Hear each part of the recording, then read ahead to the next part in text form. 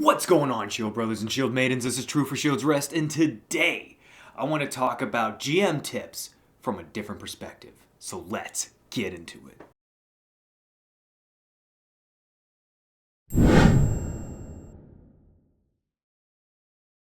So today I want to start a new series that looks at GM tips through the lens of leadership. Because as a GM, that's exactly what you are. You are a leader.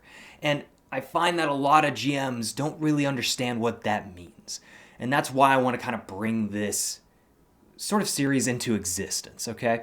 And I really kind of want to gauge what exactly you all think about this. So let me know down in the comments if this is going to be something interesting for you. So let's start off with why leadership should matter to you as a GM.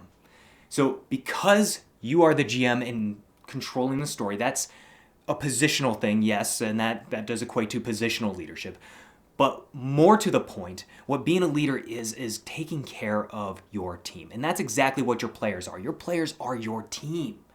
And that should be something that you care about. Not just the characters that they bring to the table and bring into existence, but also they themselves, the players themselves, are in your charge, okay? As the GM, they are in your charge.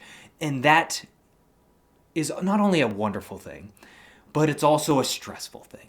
And I can see why GM burnout happens, but it's because we are weaker than we should be when it comes to leadership and the skills that we have in that. But that doesn't necessarily mean that you are actually being a leader. Just because you have the position doesn't mean you are, okay?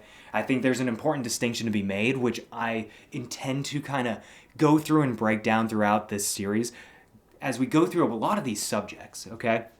Because leadership is such a vast subject to cover. Because there's so many facets and nuances to being a leader and so many tools out there to help you in this endeavor.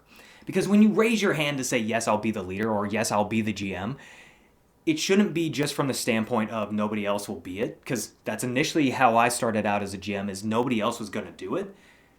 So why not me? And although that's not the best place to start, at least it's something, okay? At least it's something to start off with, and that's a reasoning.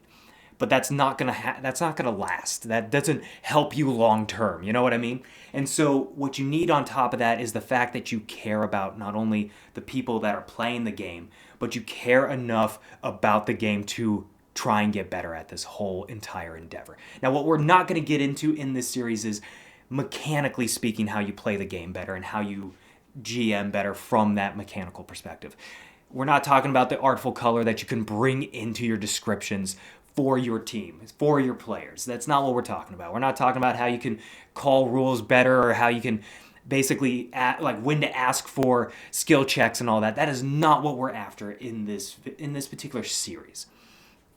What we are after is getting you to not only be able to better take care of yourself as an individual, as a GM, but also to be able to take care of your players, who are definitely in your charge, and you should look. And I want you to look at it that way. So when you do take responsibility to not only for the players, but for the game, for yourself, when you take that responsibility and that ownership of it,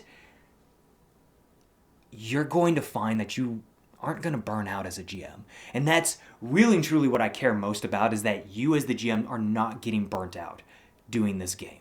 Because when you're a stronger leader, burnout is not something that's going to happen. Because as a leader, there are so many different things that you should be taking care of to really be in that sort of position.